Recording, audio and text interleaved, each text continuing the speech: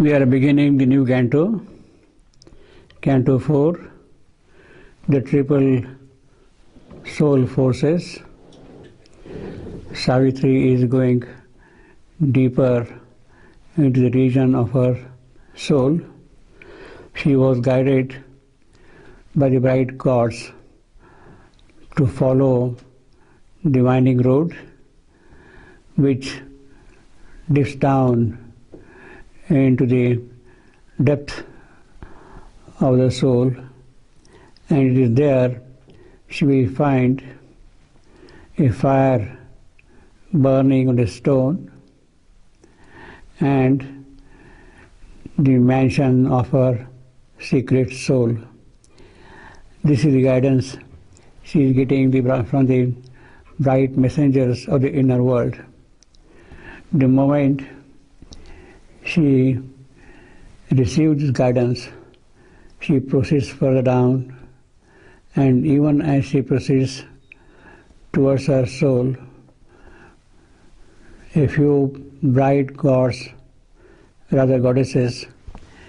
emerge from within her, from her soul, and they kind of meet her and greet her and tell Savitri their stories, the work they are doing within her soul, inside her soul, the powers and personalities which are resident in her soul, the kind of work which they have been doing, and also the kind of resistance, the opposition which they meet.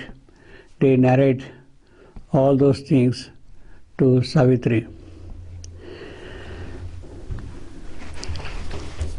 This is something very important in the yogic journey of Savitri.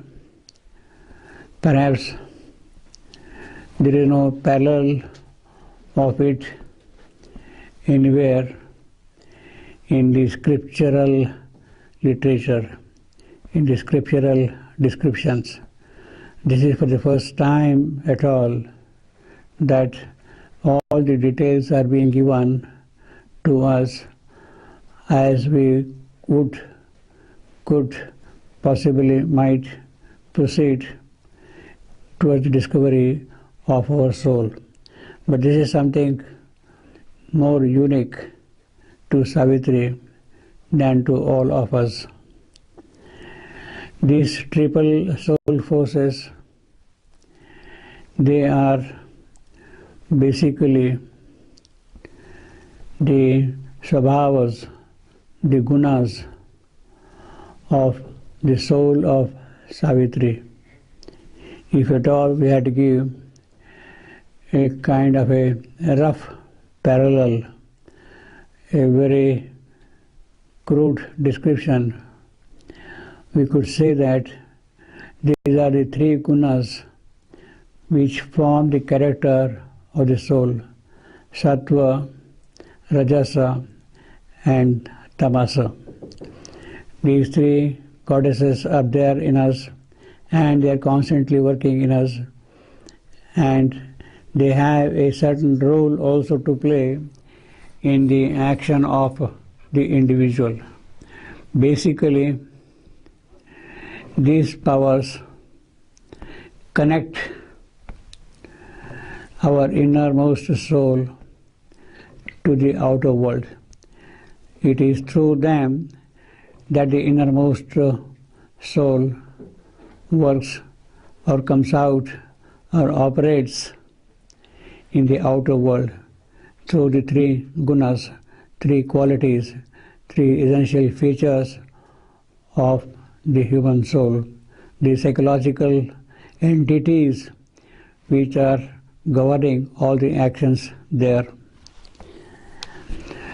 Now, the description which follows here is something unique.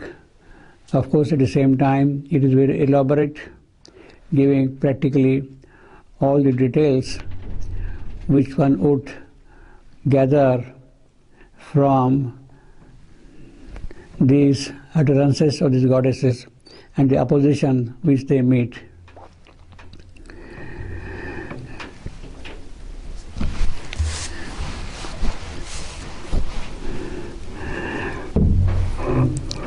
Now, let me read a couple of related statements from the writings of Sri Aurobindo, particularly from the Life Divine and from the Synthesis of Yoga. In the Life Divine, he says that there are subliminal as well as supraliminal forces which operate in us, the subconscient and the superconscient forces which operate in us, and they have three characters. We could have what he calls, Sri Aurobindo calls, as the instinctive soul, the impulsive souls, and the intellectual and emotional soul. Three souls: the instinctive, the imperative, the impulsive, and the intellectual and emotional soul. Now, the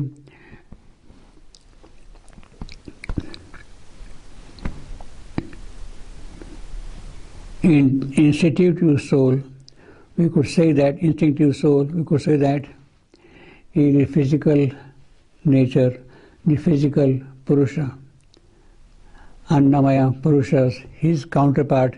It is that which was in us, the instinctive soul, that is the physical Purusha. Then the impulsive soul, that is the soul which corresponds to the vital Purusha, Pranamaya Purusha. So you have Annamaya, you have Pranamaya Purusha. They are elements present within us. And of course the third one is the mental Purusha, Manomaya Purusha. So their elements are present in our soul, the inner soul. We have, essentially you might say, we have got the inner physical, the inner vital, the inner mental, as powers of the soul operating from within and expressing themselves in the outer action. So we have therefore instinctive soul, impulsive soul, intellectual and emotional soul. And these are the soul's three characters of the soul forces as he calls them, which come forward in the action of the individual. In other places it says, force has taken, the force within the soul, the Shakti in the soul, has taken three poises in the case of the individual's formations. And these correspond to the way in which we would aspire to exceed ourselves, to go beyond the mental, the vital, the physical, the way in which we would aspire, it is that which they carried out. Within us reside the mind self, the life self, the physical self, the svabhavas, what we would call as sattva, rajasa and tamasa, the three gunas of the traditional Sankhya philosophy. It is there in the soul where their origin is. In the Synthesis of Yoga, Sri Aurobindo tells us that the physical, the vital, the mental Purushas as the inner personalities of the soul are its powers for the outward action. So these three powers are present as the inner personalities of the soul for outward action.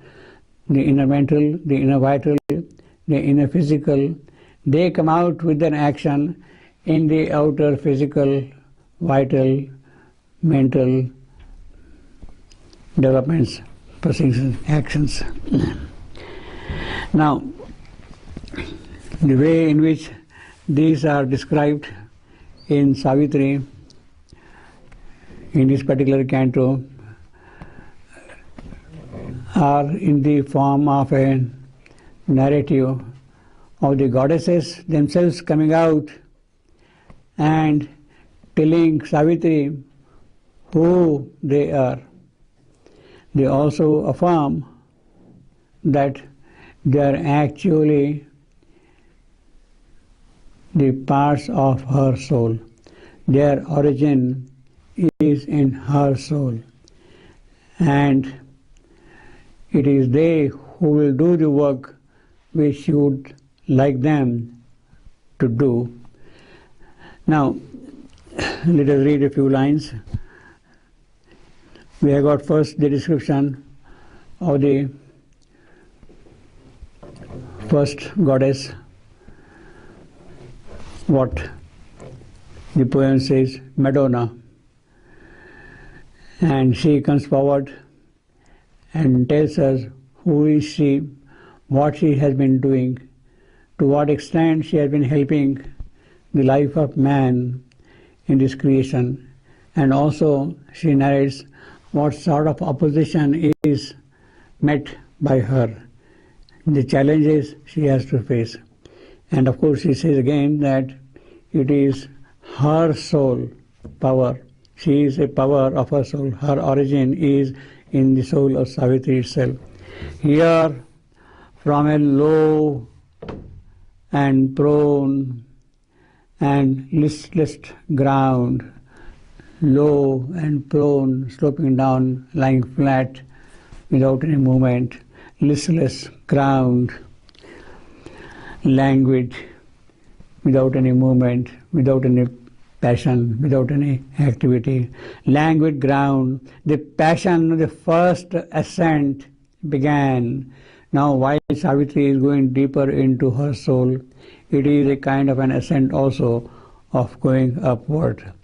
The moonbright face in a somber cloud of hair, so there is the lady here, and her face is as bright as the moon's, and her hair, they form a kind of a cloud around her hair. A moonbright face in a somber cloud of hair, a woman sat in a pale, lustrous robe. Savitri is saying this woman there, pale, lustrous robe, a rugged and a ragged soil, a rough, very coarse ground. It is there she is sitting. A soil was her bare seat. She is sitting on a stone, on a rock, or whatever you want to call it. There is no throne, there is no cushion, and on that this great woman is sitting there. A rugged and a rugged soil was her bare seat. Beneath her feet, a sharp and wounding stone. This is the difficulty which is already indicated here. She is sitting on a stone which is very sharp, and if you press it a little hard, it can wound you, it can cause you wound. See, beneath her feet, a sharp and wounding stone. A divine pity on the peaks of the world. Who is this lady? She is divine pity herself, personified divine pity. She is the lady full of karuna. She is the karunamayi Mata, sitting there on a bare rough stone. A divine pity on the peaks of the world. A spirit touched by the grief of all that lives, the grief of the human creature, of animals, of plants. She is touched by that. She is intimate with their grief and pain and suffering. A spirit touched by the grief of all that lives. She looked out far and saw from the inner mind. That is the station. From the inner mind, she is looking out. She looked out far and saw from inner mind the questionable world of outward things, all that we live here around. Does it have any meaning, any sense, any content in it at all? She is questioning that. She is looking into that thing, into the Jagrata. From the inner, she is looking outward. This questionable world of outward things, of false appearances and plausible shapes, that is our world of false appearances. They keep on constantly changing. They have no truth at all in them. They look sort of forms and figures and all that, but they are not steady also. Of false appearances and plausible shapes, this dubious cosmos stretched in the ignorant void. That is the condition in which this world is living. Ignorant void, shunya, tadnanamaya shunya. It is in that this world is living. This dubious cosmos stretched in the ignorant void, the pangs of earth, the toil and speed of the stars, and the difficult birth and dolorous end of life, the gloomy, the somber, the sorrowful end of life. This is what she is seeing here. This is the nature of this world, and she had the divine pity of this world. She is full of karuna, pity, and she sees the play which is going on here around. But she has accepted this. She has a certain role to play. She has accepted this. Accepting the universe as her body of woe, she has taken this whole universe with full of sorrow and suffering and anguish and pain, as if it was a robe of woes, of calamities, of suffering, of blemishes. It is that robe she is wearing here. Accepting the universe as her body of woe, the mother of the seven sorrows bore the seven stabs that pierced her bleeding heart. She, the mother, Karunamayi Mata, and she had been stabbed 7 times. She is suffering with 7 sorrows, and she is sitting there. The 7 stabs that pierce her bleeding heart, the beauty of sadness lingered on her face. She is sad, and that sadness itself has a beauty, and she looks really beautiful with that sadness on her face. The beauty of sadness lingered on her face. Her eyes were dim with the ancient stain of tears coming from the primordial times, from the beginning of this creation. She has been sort of weeping, and those tears have left stains on her face. Her eyes were dim with the ancient stain of tears. What a poetry.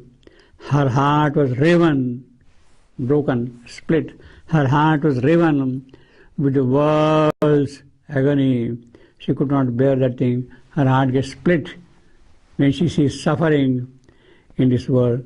A man being whipped, a girl being beaten, a creature, an animal is being driven.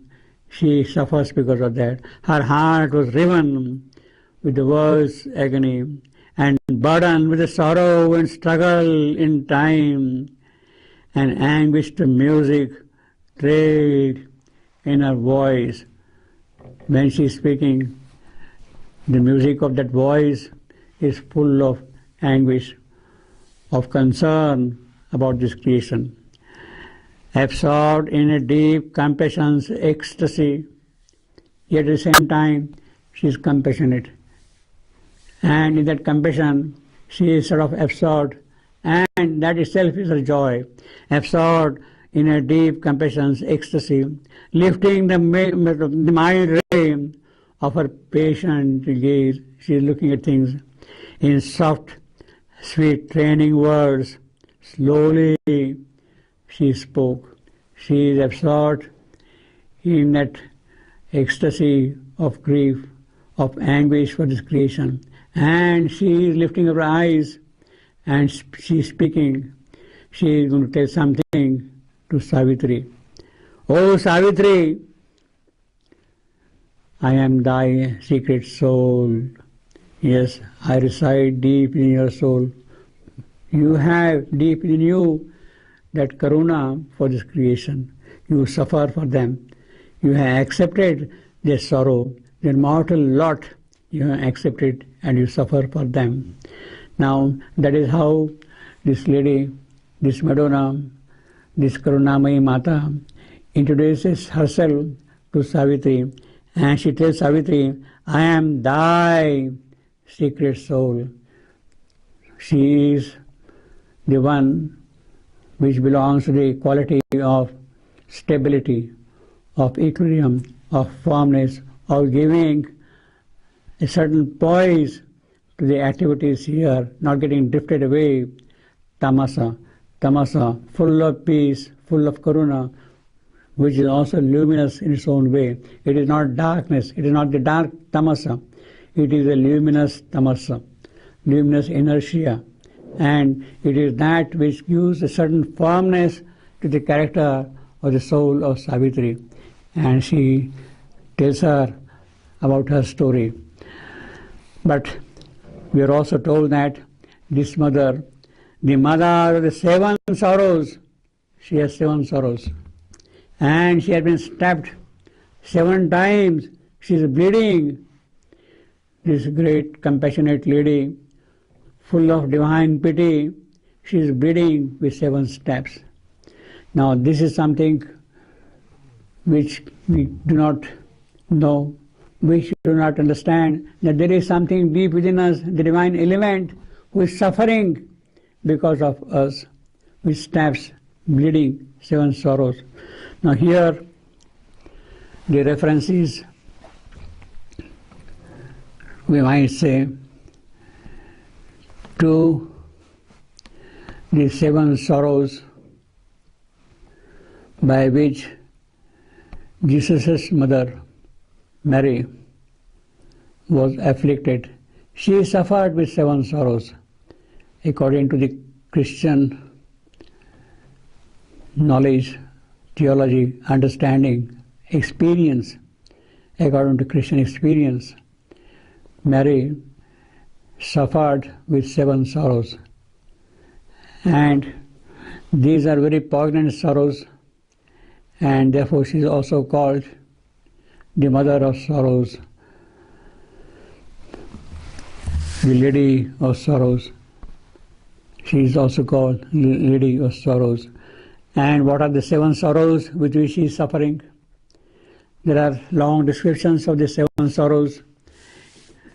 We might quickly see them very briefly. These are the 7 sorrows. The prophecy of Simeon. When Christ was born, the babe was taken by their parents to a wise man in the temple. And he told them that his anguish will pierce in your soul. He's telling Mary, in your soul, like a sword. His suffering, his anguish will pierce in your soul like a sword. That is the first prophecy, the prophecy of Simeon. That is the first sorrow. The second sorrow is, in those days, there was a prophecy that the ruling king, Herod, would be murdered by a young child who will be soon born. And therefore he had ordered that all the young babes which are born be killed. in order to escape that, Jesus' parents, they flew away to Egypt to save themselves from the wrath of the king. That is the flight into Egypt. That is the second sorrow. The third sorrow was once, while the parents were in the temple, Christ got lost in the temple. They could not trace him at all, where the baby is, where the boy is. They looked everywhere, here, there. They could not find him at all. Later on he was found, but that was an intense moment of agony for the parents. And therefore that is the third sorrow of Mary.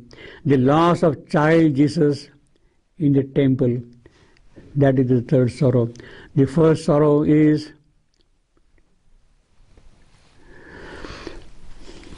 Jesus has been given the punishment to cross, to carry the cross and get suspended on it by the justice. And while he is carrying the cross on the road where the crosses are put, his mother was standing by the side.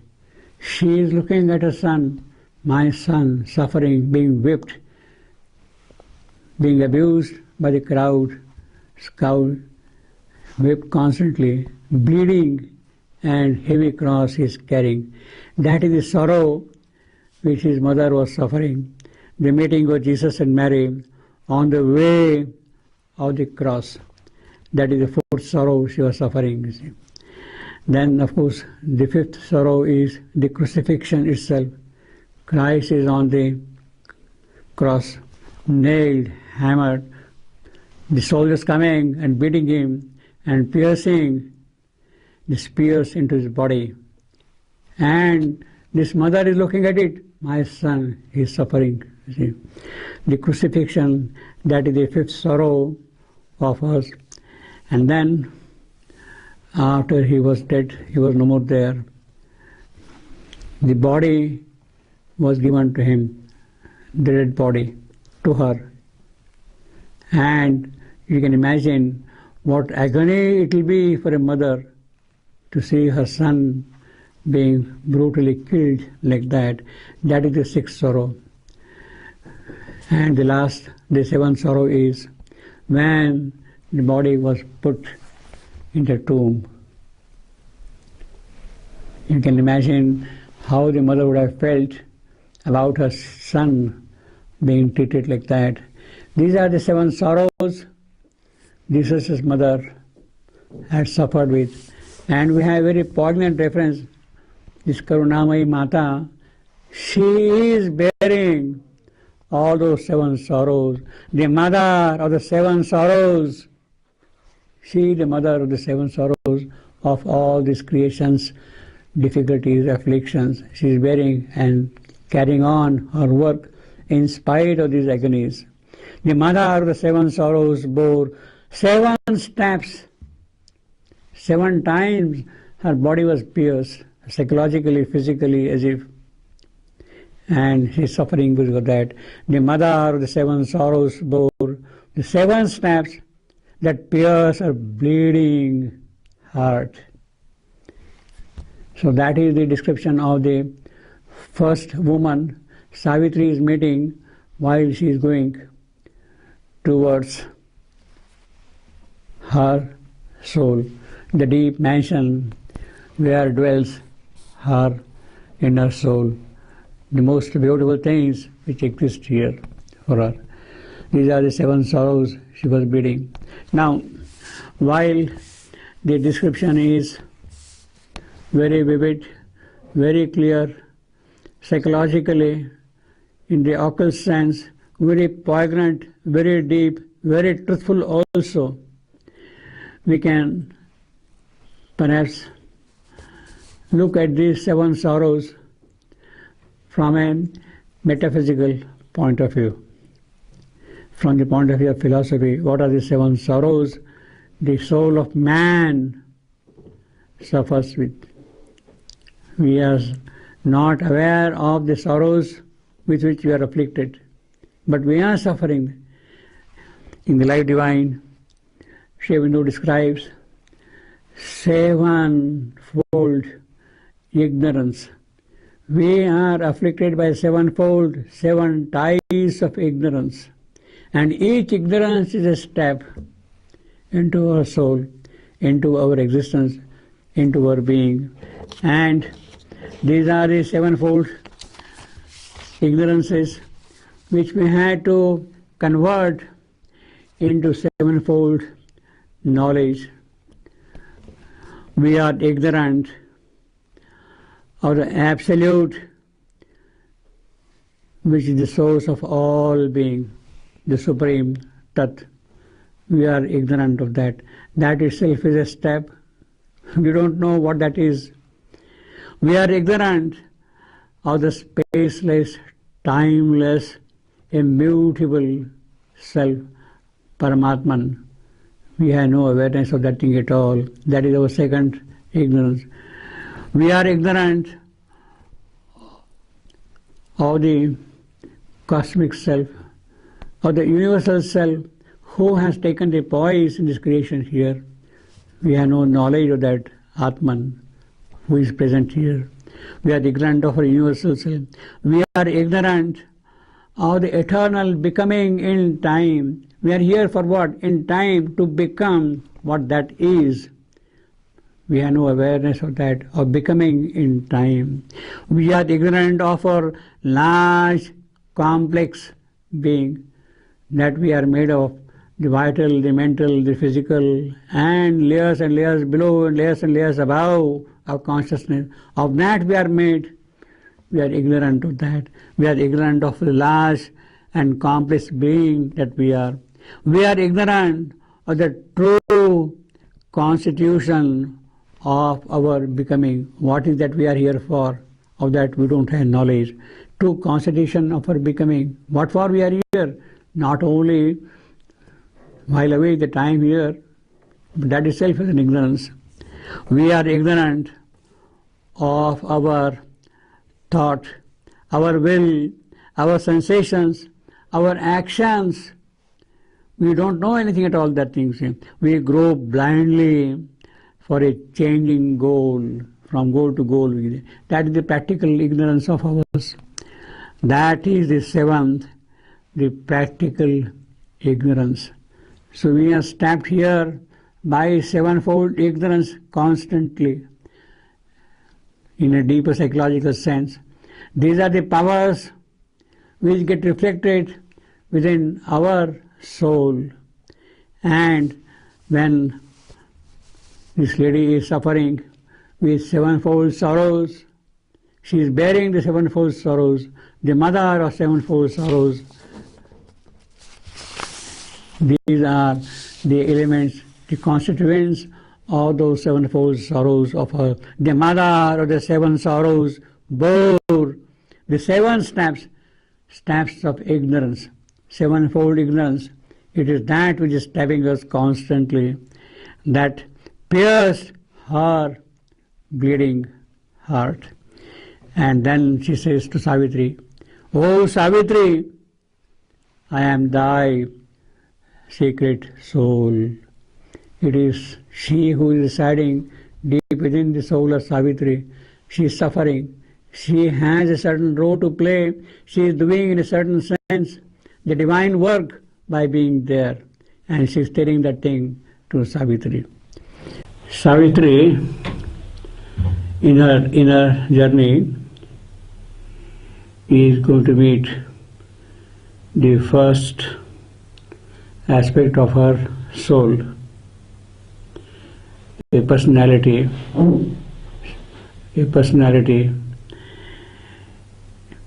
a deity, a goddess, an occult goddess,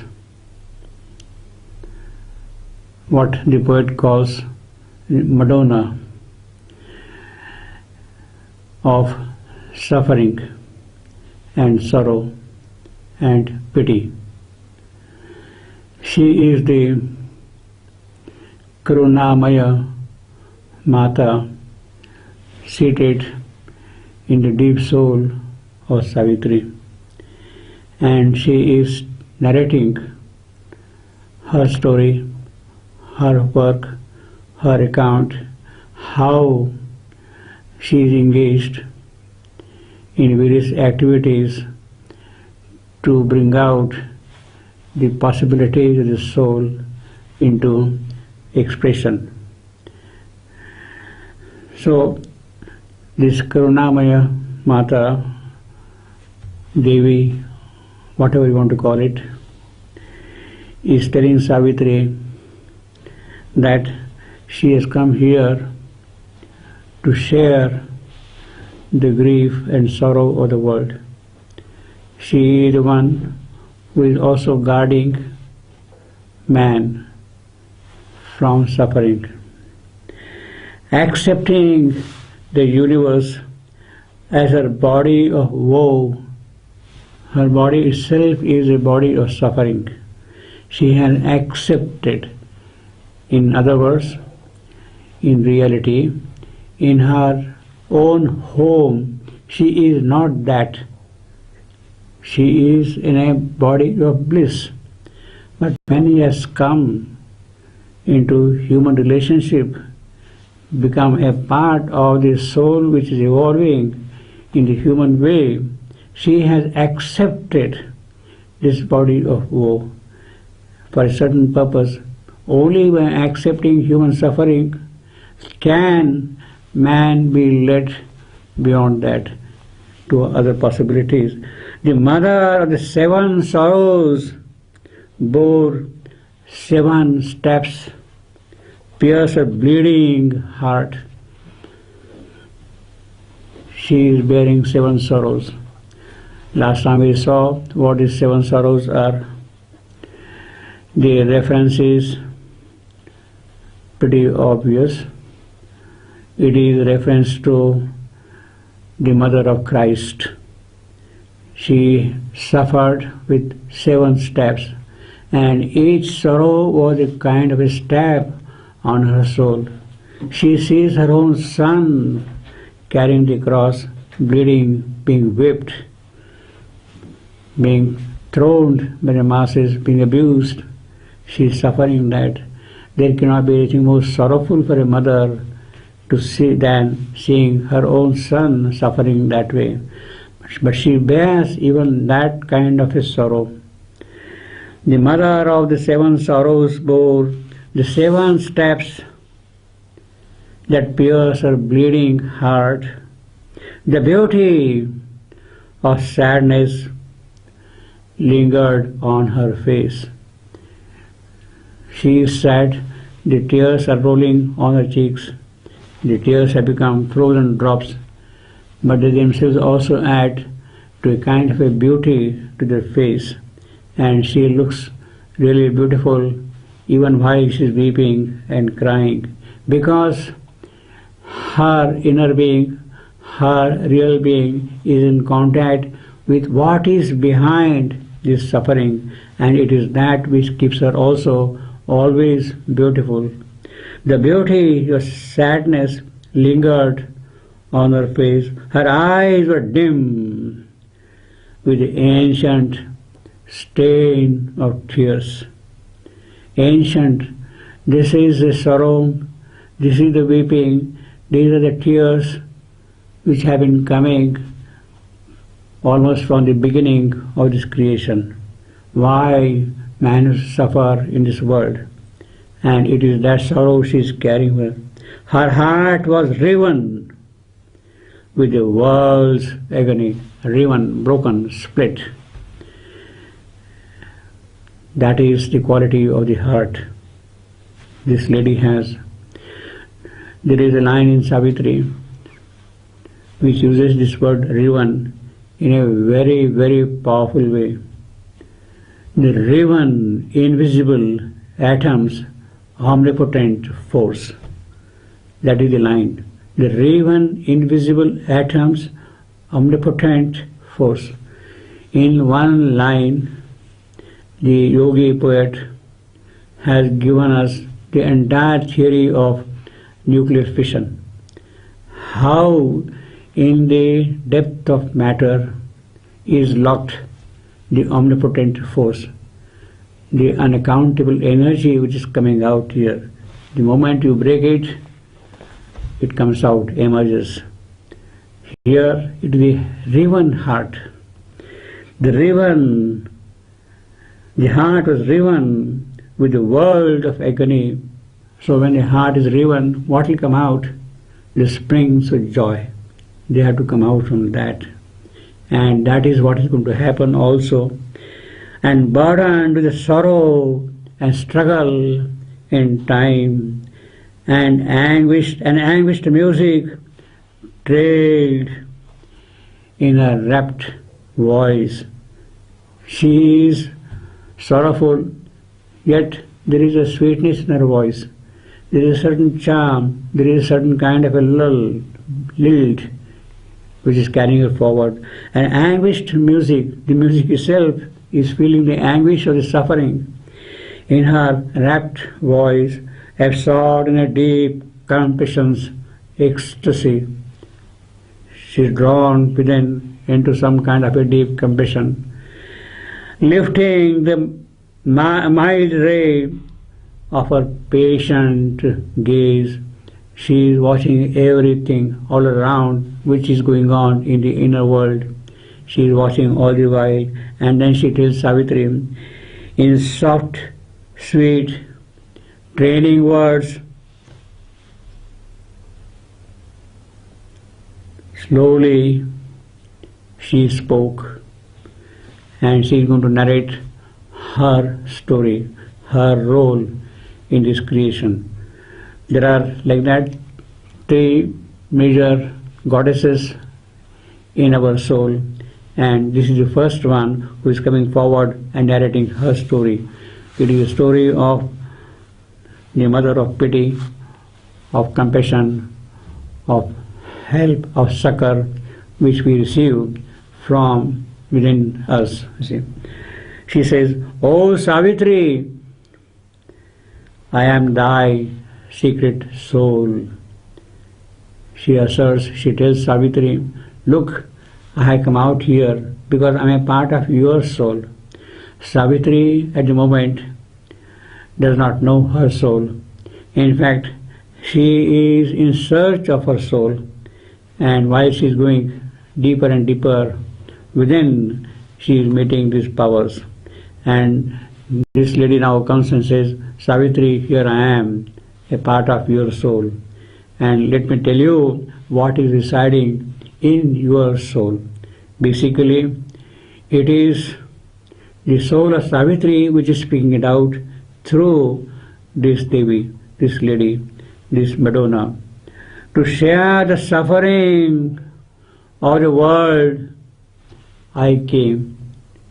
I have accepted this role, because unless I suffer, unless I experience the agony of this creation, how can I solve the problem of this suffering?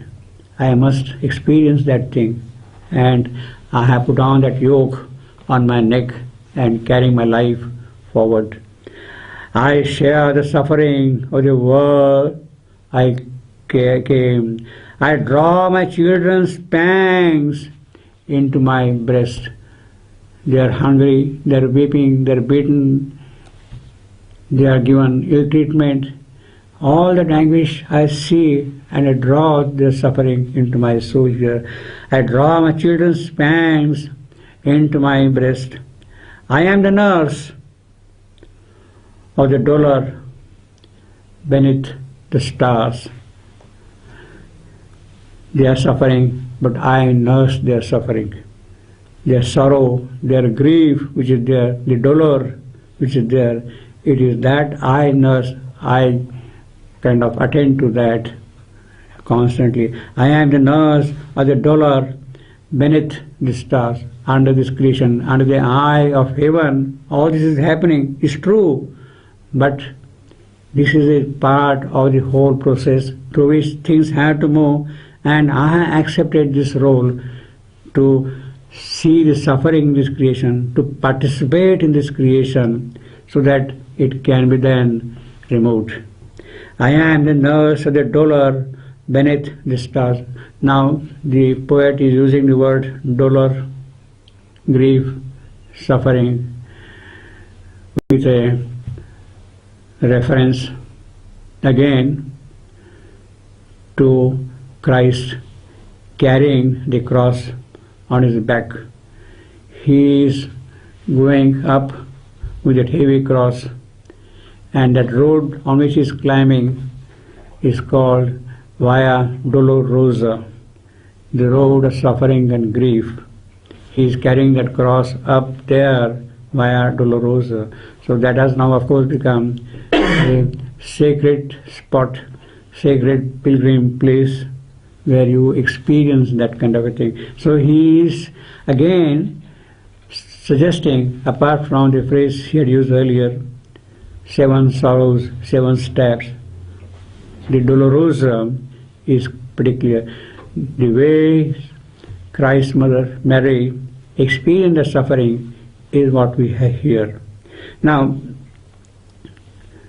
in the Indian traditions, we don't have really any goddess in that sense who suffer and present herself like this.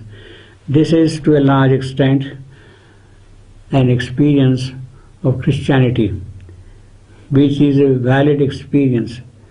We might say that the strong, robust Indian tradition missed this delicate aspect of relationship with suffering of man in his creation. But in Savitri you have a comprehensiveness of presenting all the aspects of human life, human nature, human psychology, human ways of handling things. And this is one very good example in that sense. I am the nurse of the dolor beneath the stars. I am the soul of all who wailing ride under the ruthless harrow of the gods. So you have got a plow and it's being plowed, so you make wrinkles on the soil. It is the suffering of the soil in a way, but it is also something which has been given by God himself. Harrow of the gods. Gods can be in a sense cruel, because only by plowing the land the seeds can sprout. So although it may look a very harsh act on their part, but they are also putting seeds of something which will spring up in terms of living life and bring flowers, fruits, trees, that you see. Under the ruthless harrow of the gods, harrow, this reminds us immediately the instruments which are used by the Christian Church during the time of Inquisition. Galileo was imprisoned, house imprisonment. He was shown instruments of torture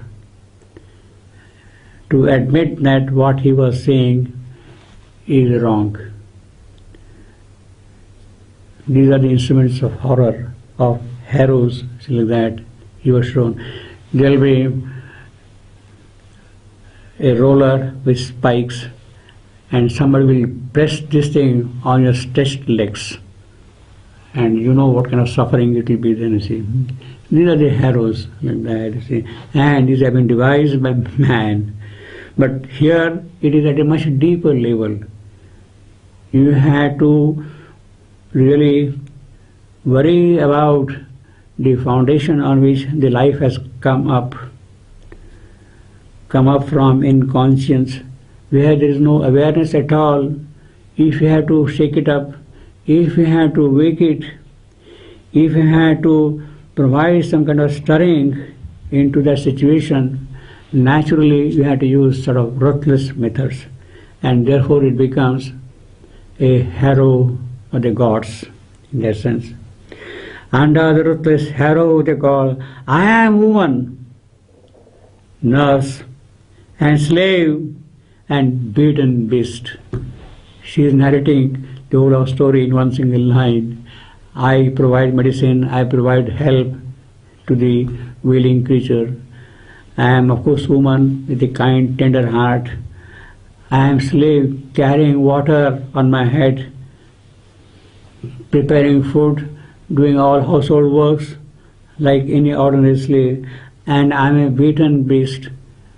I had to carry the plough on the field, and the farmer will use his whip. I am used to that. The water has to be put up from the well, and the bull has to be goaded, pushed through, use the whip. That is the kind of a thing she says I am working. During the independence movement, those who were sent to Andamans, they had a certain quota of job to do. 20 kilo of oil had to be crushed by every prisoner every day. If you don't do that, you are whipped, you are tortured. This was a routine thing. On one occasion, Savarkar, he could not complete his quota, but his friend, Bengali, he said, don't worry, I will fulfill that quota. And he completed quota on his behalf. So that is the kind of a ruthlessness we have in our heart, in our being, in our, I'll not say soul, but in our nature. And it is that she is feeling, it is that she is expressing, look, I am suffering, I am experiencing all this suffering. When a cart driver was whipping the bull, the mass of the whip went on the back of Ramakrishna. He felt the agony the bull would have felt. It is that kind of an identification this lady has with all human creatures, with all human beings, with the nature at that level. And it is there why, unless you experience, you cannot solve it, this whole thing. I am woman, nurse and slave and beaten beast. I tend hands that gave me cruel blows. You hit me, whip me and all that all the while. But still I tender the same very hand. I tend the hands that gave me cruel blows. The hearts that spurned my love and zeal I serve. You have rejected my love, my tenderness, my affection for you, but still I am not counting on that part of it. I will do my job, I will serve you. The hearts that spurned my love and zeal I serve. I am the courted queen in the Paris mansion. I am the courted queen, the pampered doll. You decorate, you give all kinds of things to a doll, play with it. I am even that. I am a queen with hundreds of servants serving me and all that thing. I am all that. I am the courted queen, the pampered doll. I am the giver of the bowl of rice. You are hungry, here is food for you. This is what I give to everybody. I am the giver of the bowl of rice. I am the worshipped angel of the house. All these phases I see, all these aspects of life I see here, I experience here. You are worshipping me, you are whipping me, you are beating me, all those things are there. Husbands are beating wives, children are beaten in the school, all these things are there. I am experiencing those things. Punishment is there, common, everywhere. I am experiencing that thing, but at the same time I am also pampered by all these nice things of life. I am the worshipped angel of the house. I am in all that suffers and that cries. It is I who is really crying through them. It is not they really, they are crying. It is my soul who is crying from within. I am in all that suffers and that cries. Mine is the prayer that climbs in vain from earth. It has not enough power to reach where it should reach. Mine is the prayer that climbs in vain from earth. I am traversed by my creatures' agonies. I am the spirit in a world of pain. This is what I am here. The scream of tortured flesh and tortured hearts, fallen back on heart and flesh, unheard by heaven. Heaven cannot listen to those things, but I experience these things yet daily. It is because of me, perhaps through me, heaven is recognizing that there is agony, there is suffering, there is torture in this creation. Fallen back on heart and flesh, unheard by heaven, has rent with helpless grief and wrath my soul. I have seen the peasant burning in his hut. He has no food, there is famine, he commits suicide. I have seen all these things, I have been experiencing all these things. I have seen the peasant burning in his hut. I have seen the slashed corpse of the slaughtered child. There cannot be anything cruel than that. The child has been slaughtered by mercenary or whosoever it be, and then he rips open that corpse of the child. For what? To pluck some flesh for eating, for consuming. There cannot be anything cruel than that. I have seen all these things happening in this creation. I have seen the slashed corpse of the slaughtered child, heard woman's cry, ravished and stripped and haled, she is dragged on the walls, on the paths, on the footroads. Haled, stripped, given beaten, whips and all that. Heard woman's cry, ravished and stripped and haled. Amid the bayings of the hellhound mob, I had looked on. I had no power to save. That is my limitation. I see, I experience all these things, but I am helpless. I can't do much than that. I have brought no arm of strength to aid or slay. I can only give consolation, I can nurse, I can do this, I can do that. Mary is standing there. In no way she is in a position to help her son Christ carrying the cross. She is watching all the while. I have brought no arm of strength to aid or slay. God gave me love. He gave me not His force. Prema He has given me. I am spreading that pain. I am spreading, giving to everybody that love, that prema. But the force is required to fight against these forces that I lack. I don't have.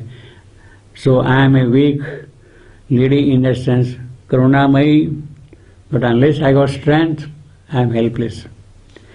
The first power Savitri meets when she is entering into the inner regions of her soul is the mother of compassion, of pity, of sorrow, who bears all the sufferings of man and creature, of all living beings. I shared the fear-filled life of bird and beast. I shared the daily life of common men. I have been pity, leaning over pain, and a tender smile that heals the wounded heart, and sympathy, making life less hard to bear. It is because of our presence deep within us, it is possible for us to bear calamities, suffering, pain, anguish, torture. It is because of her. Actually, it is she who is bearing all those things. We are only feeling its impact in the form of something happening to our instrumental personality. But deep within, the real pain, the real suffering, the real joy also, it is she who feels. I have been pity leading over pain, and a tender smile that heals the wounded heart, and sympathy making life less hard to bear. Man has felt near my unseen face and hands. Yes, he sees me very close by him. I am not visible to him, but I am there all the while. But he has felt it. Man has felt near my unseen face and my hands, which guard him, which protect him, which console him. I have become the sufferer and the moan. He weeps, he cries, he shouts. All that I have become in his case. I have become the sufferer and the moan. I have lain down the mangled and the slain, one who has become got seriously injured, who is sort of incapacitated. It is along with him that I move, along with him that I lie there and console him. I have lain down with mangled and slain. I have lived with the prisoner in his dungeon cell, whether he is a warrior or whether he is a prisoner in his cell. I have been there with him, participating in his grief and in his sorrow. All the while, dungeon, the old castles of the kings used to have an underground cellar, and an enemy prisoner was kept under the dungeon. No light,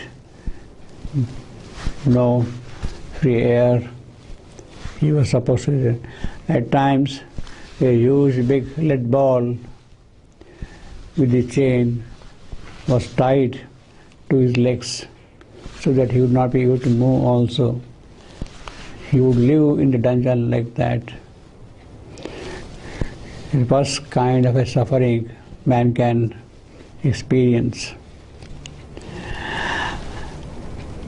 I had lived with the prisoner in his dungeon cell. Yes, but I was there. He is suffering, but I am there. Heavy on my shoulders weighed the yoke of time. All the harshnesses of time, those also I am carrying like a bullock. Nothing refusing of creation's load. I am not saying no for this, no for that, no for that. Whatever pang, whatever kind of suffering is there, I bear on my shoulders, on my neck also. Nothing refusing of creation's load. I have borne all and know I must still bear. Yes, I have been carrying all these things, and I also know that I will have to carry also these things. I had also.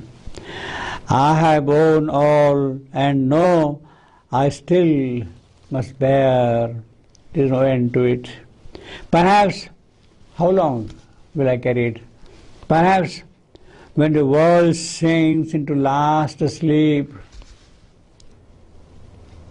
I too may sleep in dumb, eternal peace, the peace of dissolution. Maybe only at that time I will not be able to see this. Until then, maybe I'll have to carry this human suffering human misery, human torture also. I have borne the calm indifference of heaven. All these things are happening in this world, but the gods above, they feel least concerned about these events. Heaven is indifferent to the suffering of man. Watch nature's cruelty to suffering thing, while God passed silent by. All these things are happening here. A girl is being whipped, a boy is being beaten, the bullock is being whipped also. I have seen all the things. Somebody is carrying the yoke on his head, on his shoulders. The load is being there. And what has happened? God will pass by. He will look at all these things unconcerned. He is indifferent to all these things. While God passed silent by, not turned to help, He does not even offer a solacing word to man. Yet have I cried yet have I cried not out against His will. I never made a complaint to Him. I have not cried out, what is this? What for am I suffering? Is this your creation that there is so much of misery and suffering here? I have not cried. I am bearing it, carrying it on along with me. Yet have I cried not out against His will. Yet have I not accused His cosmic law. I am not blaming Him. Is this the law of this creation, of this world? Is it what is going to happen all the while, all along in this creation? I have not made any complaint, and I am simply accepting quietly this burden of grief. Only to change this great hard world of pain. The idea is that this world pain has to change. A patient prayer has risen from my breast. What can I do beyond that? I simply pray to the Almighty, to the Supreme, for the boon of happiness and joy here. A patient prayer has risen from my breast. A pallid resignation lights my brow. I resign. I feel, okay, whatever has to happen, let it happen. The vigor, the intensity of my aspiration is not there. It is pallid resignation. It lacks vigor, fully see. Lights my brow. Within me, a blind faith and memory dwell. I cannot see what is going to happen tomorrow, but I have got some kind of a faith. Perhaps tomorrow things might change. Things cannot remain in this manner forever. They have to change. Within me, a blind faith and mercy dwell. I carry the fire that never can be quenched. In spite of all these difficulties, all these harshnesses of this creation, I carry within me a fire that cannot be put out. And it is because of that fire that things can exist here. I carry the fire that never can be quenched, and the compassion that supports the suns. It is a kind of kindliness because of which the suns are held in the sky. There is something, some power of compassion which supports all these activities in the sky, the solar activities also, suns. In other places we have, it is by the truth that the creation is upheld. Truth is the one which supports the entire creation. But here, in spite of this harshness and suffering rising from below. What can hold is the compassion. Yes, the difficulties are there, the pain is there, but that compassion alone can make it exist, though under those conditions. And the compassion that supports the sun. I am the hope that looks towards my God. There is some asha, some hope in me, and it is looking that tomorrow God will come and remove all these miseries of this creation. My God, who never came to me till now, since the beginning of this creation, since the arrival of this creature here, I have been carrying this load of suffering, but He never came down here. Will He come? There is hope in my soul. One day He will come and remove all these things. My God, who never came to me till now, His voice I hear that ever says, I come.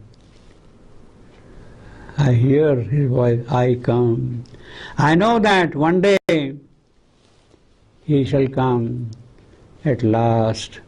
Although I have not seen Him yet coming here, but there is something within me which tells me my faith is there. The faith may be blind faith. I may not be able to see the things which are going to happen tomorrow, but there is something within me which tells me this cannot remain forever like this. It has to go, and my hope remains alive there, and my fire is there constantly burning. It cannot be put out. It cannot be quenched. It is because of that I feel that one day He shall definitely come and change everything. This is the story. Savitri's one power of hers seated in her soul is telling to Savitri, all these miseries, all the experiences of suffering are the experiences of Savitri herself. It is a part of her which is in this creation, and it is that part which is feeling this suffering, this anguish, this anxiety, these difficulties, and she tells her, look, this is what has been happening here. So one part of Savitri is intimately associated with this creation, and it is she who is really feeling all the sorrow of this creation. She seized, and like an echo from below, she has narrated her story to Savitri, coming out from within her soul. But then there is a reverting answer. Somebody else is coming forward and telling to Savitri, look, I have been here and I have been suffering all along here. He narrates his story, answering her pathos of divine complaint. That was the divine complaint of Savitri's soul, part of Savitri's soul. And in answer to that complaint, this power rising from below, from the depths of the subconscious, tells Savitri, a voice of wrath is angry. What is this?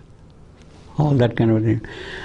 Took up the dire refrain, a growl of thunder, a roar of angry beast.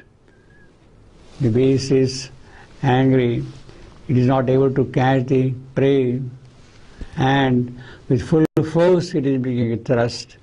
In that sense of anger, this voice arises. A growl of thunder, a roar of angry beast. The beast that couching growls within man's depths. There is something within us, deep within us, which revolts and tells something which is not very happy. He tells, look, I have been suffering here. What am I here for? Is this my fate? Am I going to be like that always? Voice of a tortured titan, once a god. He was a deva at one time, but he has become a daitya. He has fallen. He has become his opposite. It is the voice of that daitya, of titan. The Greek gods who have fallen, they have become titans. And then there is a revolt of the titans against the gods, the Olympians. And they are very strong beings, asserting their power and their existence. He replies to this compassionate mother who carries in her soul the divine compassion. He tells her, look, I have been sorrowing throughout my existence, and he narrates his stories. I am the man of sorrow. I am he who is nailed on the white cross of the universe. This creation is there, it's a cross, and I have been fixed on that cross with nails. It is a crucifixion of this God himself in this creation, who is nailed on the white cross of the universe. To enjoy my agony, God built the earth, that I must shout and cry and weep and suffer. It is for that purpose that this God has created this world. To enjoy my agony, God built the earth. My passion He has made His drama's theme. These are the events which have become very dramatic. Intensity of the opposite, of the evil fighting against the good, of noble against the ignoble. This is what happens in the Greek dramas. You have got great ideals, but then these ideals also meet opposites. For every great ideal, there is a twist, there is a sacrifice to be made, and therefore it's a drama. My passion He has made is a drama's theme. Great dramas are full of that theme. He has sent me naked into His bitter world. This is the world He has sent me there, God. And bid me with His rods of grief and pain. That is the lash, that is the whip, that is the rod by which He punishes me. He hits me, beats me all the while. And beat me with the rods of grief and pain, that I might cry and grovel at His feet and offer Him worship with my blood and tears. He demands worship from me. Worship with tears rolling down from my ears, with my blood flowing out from my body. It is with that He wants me to worship Him, and He has sent me like that into this creation. And offer Him worship with my blood and tears. I am Prometheus, under the vulture's beak, man, the discoverer of the undying fire. In the flame He kindled, burning like a moth. I am the seeker who can never find. I am the fighter who can never win. I am the runner who never touched his goal. Hell tortures me with the edges of my thought. Heaven tortures me with the splendor of my dreams. So heaven is enjoying my tortures by sending splendid dreams. With the hell's sharpness of thoughts, I am tortured all the while. I am a runner on the race course, but I can never meet the finishing line. This has been my fate all along. I am the seeker who can never find. I am the fighter who can never win.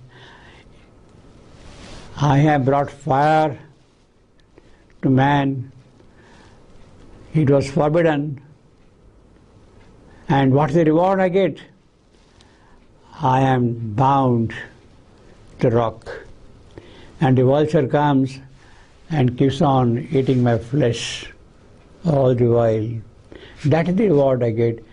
Prometheus stole fire from heaven and gave it to man at his own personal sacrifice of even accepting the torture from the gods. He accepts that. Now, fire has evolved through the ages. We have, of course, fire from wood, from fossils, from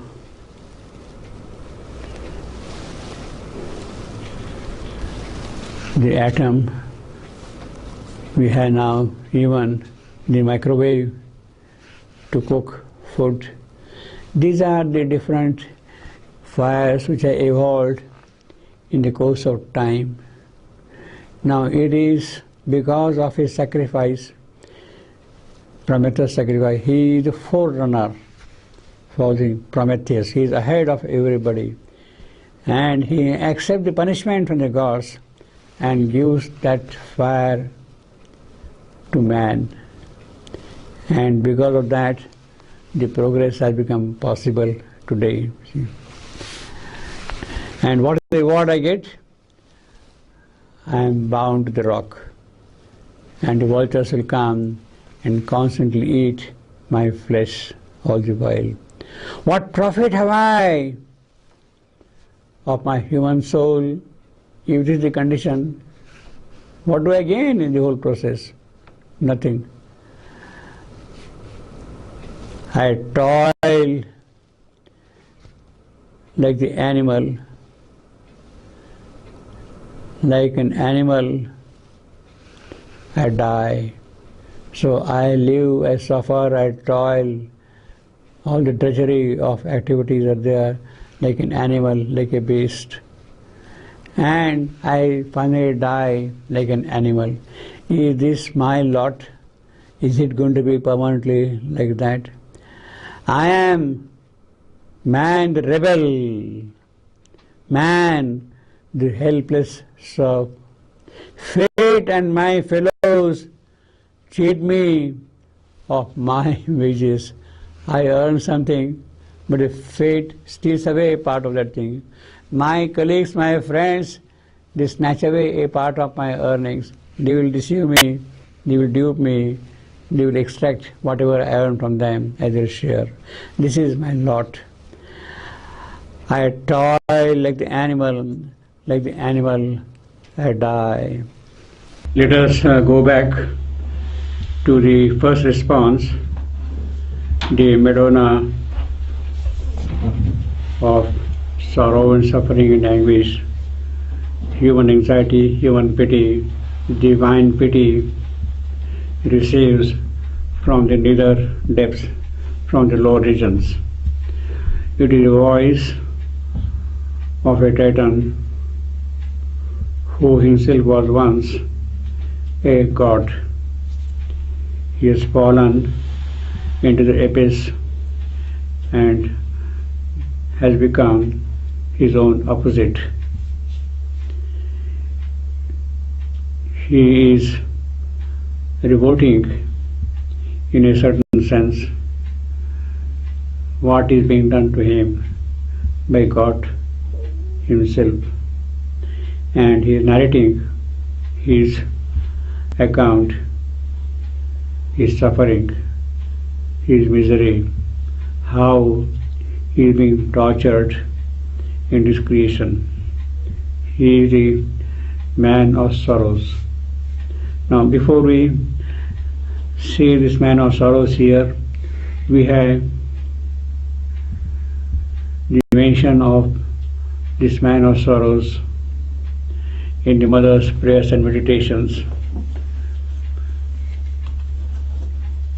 which is very revealing, very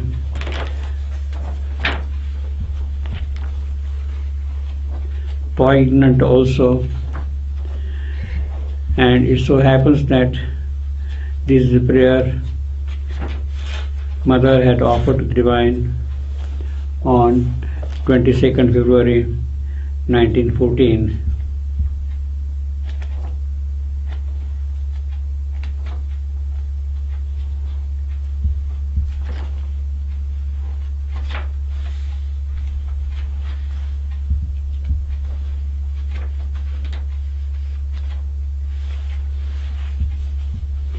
Mother is also telling about her childhood experience. At that time, the mother was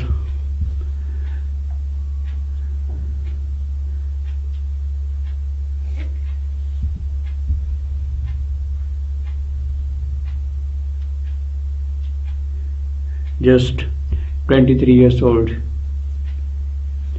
when she had this prayer written down. But the experience goes back to a much earlier period when she was 13 years. When I was a child of about 13, for nearly a year, every night, as soon as I had gone to bed, it seemed to me that I went out of my body and rose straight up above the house, then above the city, very high above. Then I used to see myself clad in a magnificent golden robe, much longer than myself.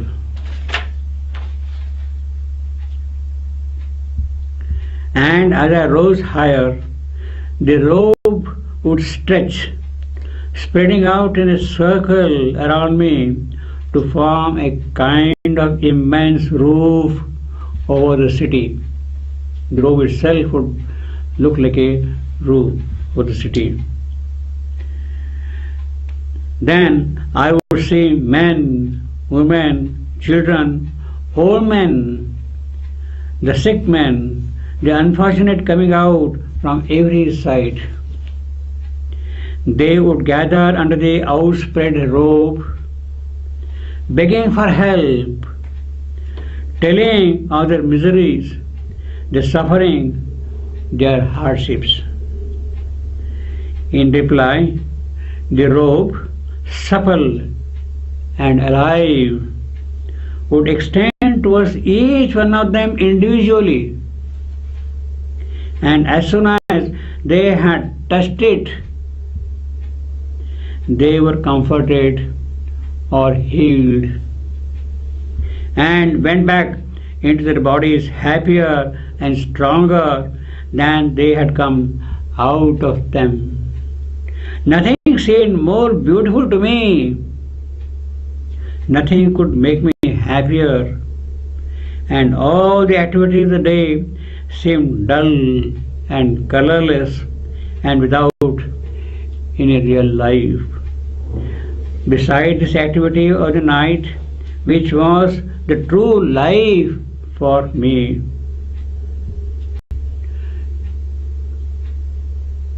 Often, while I was rising up in this way, I used to see at my left an old man, silent and still, who looked at me with kindly affection and encouraged me by his presence. This old man, dressed in a long dark purple robe,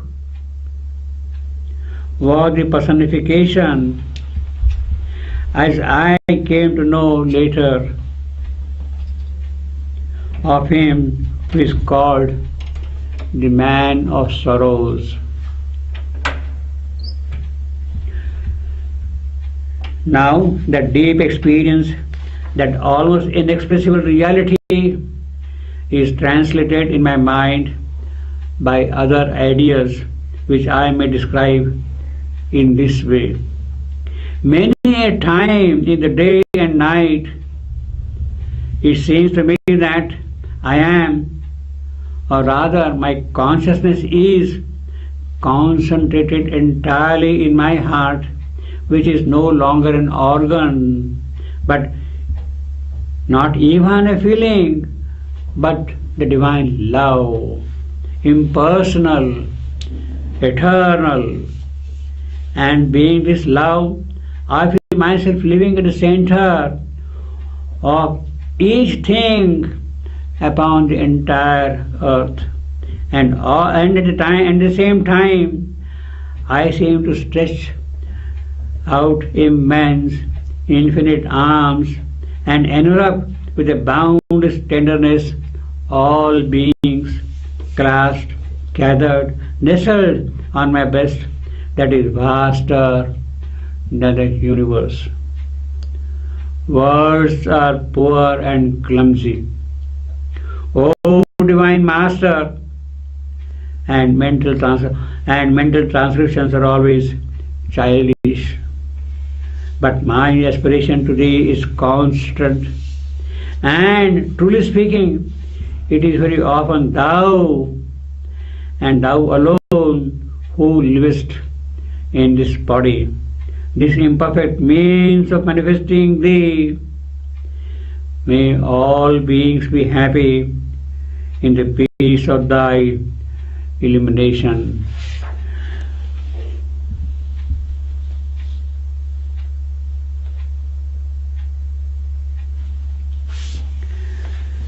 This is the mother's experience at the age of 23, and it went on, at the age of 13, narrated 10 years later, almost, and it went on almost about 1 year. She says here, I seem to stretch out immense, infinite arms and envelop with a boundless tenderness all beings, clasped, gathered, nestled, that is vaster than the universe. Love, vaster than the universe. In Savitri we have a line, her love could take, the whole universe could take refuge in a single heart. The whole universe could take refuge in a single heart. Her love was wider than the universe. The whole world could take refuge in a single heart. Now, it is this man of sorrows who is all the while toiling, all the while working hard, but meets no success in life. Therefore, there is despair in his heart, there is anguish, there is misery. And this is the response of that man to the mother of pity, who was addressing to Savitri, that she is one who is bearing the cross of this creation. And also she says that, I know that one day he shall come at last and relieve me of this misery and suffering. I am the man of sorrows. I am he who is nailed on the white cross of the universe to enjoy my agony. God built the earth. My passion he has made his tremors team. He has sent me naked into his bitter world and beaten me with the rods of grief and pain, that I might cry and grovel at his feet and offer him worship with my blood and tears. I am Prometheus under the vulture's beak, man, the discoverer of the undying fire. I bring gift of heaven to man, and what do I get in return? Punishment, torture. The vultures keep on coming and eating my flesh. Under the vulture's beak, man, the discoverer of the undying fire, in the flame he kindled burning like a moth. I am the seeker who can never find. I am always looking for something, some solace, some happiness, some comfort, some ease in life, but I can never get that. I am the fighter who can never win. That is my frustration. I toil, I struggle, I put in every kind of effort, but I meet no success. I am the runner who never touched his goal. Even as I start running on the racetrack, the finishing line, the finish line is being shifted constantly farther and farther away from me. I cannot really ever touch the finish line. I am the runner who never touched his goal. Hell tortures me with the edges of my thought. Heaven tortures me with the splendor of my dreams. Even my own dreams have become instruments of torture for me. What profit have I of my human soul? Why do I struggle here? What do I gain here then? I am man, the rebel, man, the helpless serf. Fate and my fellows cheat me of my ways. I loosen with my blood my servitude's seal, and shake from my aching neck the oppressor's knees, only to seat new tyrants on my back. I throw away one tyrant, the other comes and sits on my back. My teachers lesson me in slavery.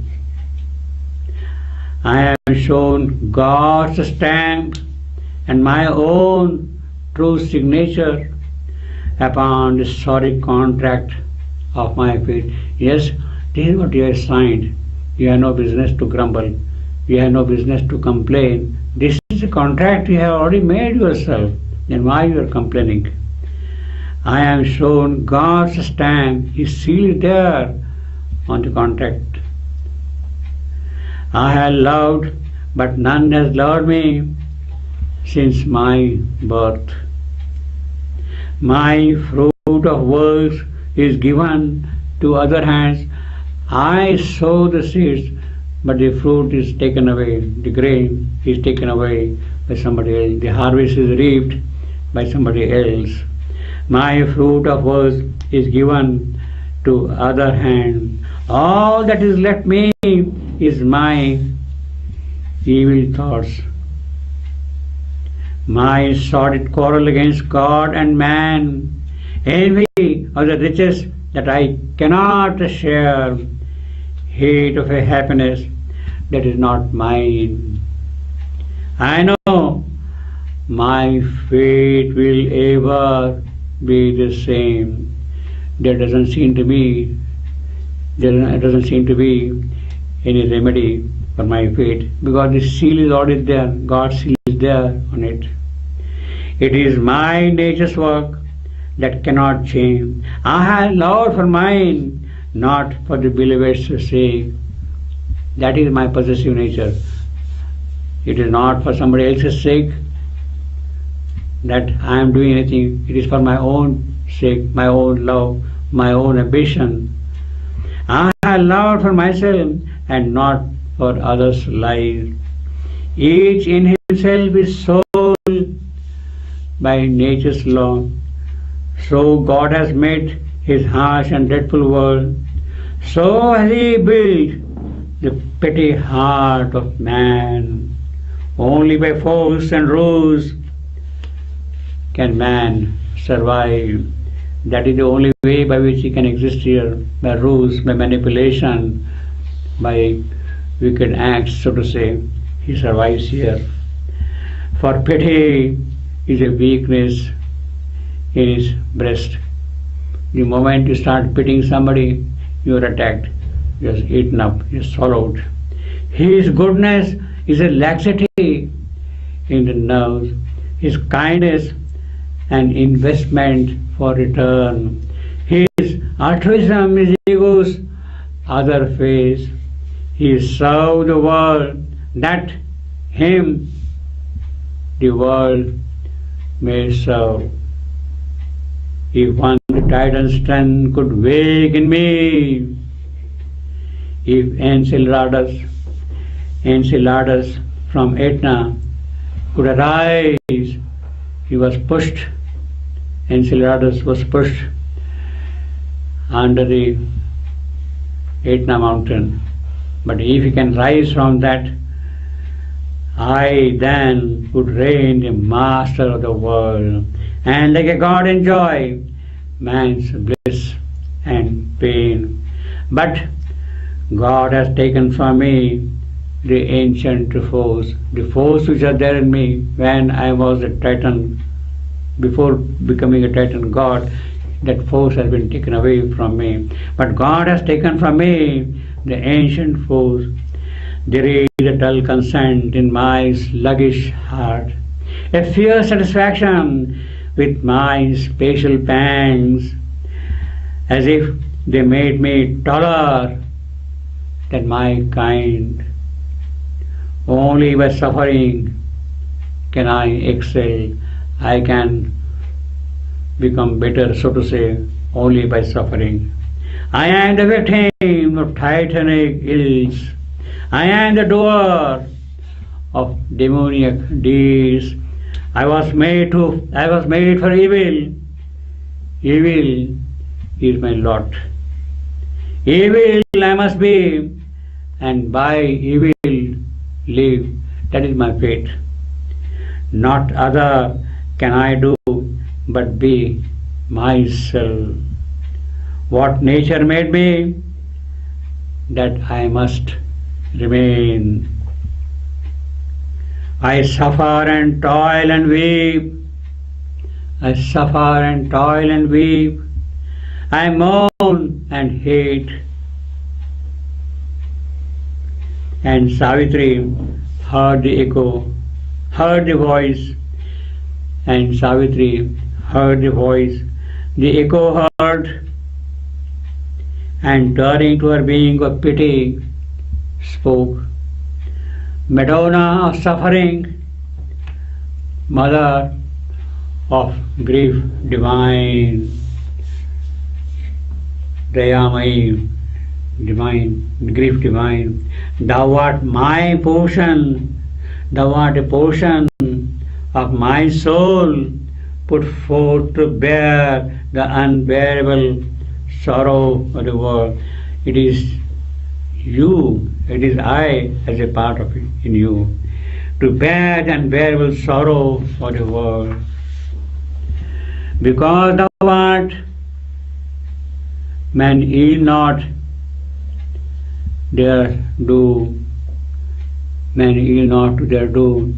They can withstand the suffering because you are present there to bear the suffering of man.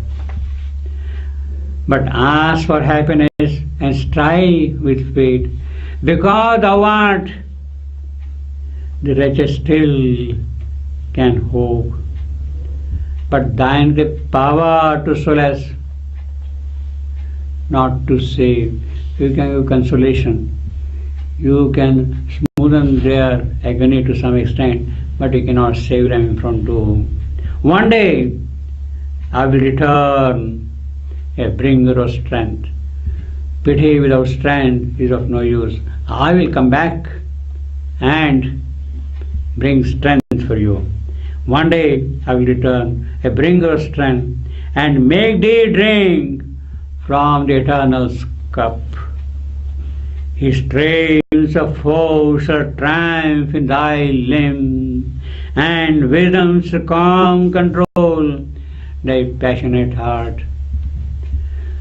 His trains of force shall flow in your veins, and there will be wisdom, and in the calmness of that wisdom, your passions will become calm. Thy love shall be the bond of humankind, compassion the bright king of nature's acts. Misery shall pass abolished from the earth. When I come back, then there will be no more misery upon earth. Misery shall pass abolished from the earth. The world shall be freed from the anger of the beast, from the cruelty of the titan and its pain. World will become free now when I come back with strength. The world shall be free from the anger of the beast, the vital force which is ruling here, the titanic force which is ruling over the world. World shall be freed from that, from the cruelty of the titan and his pain.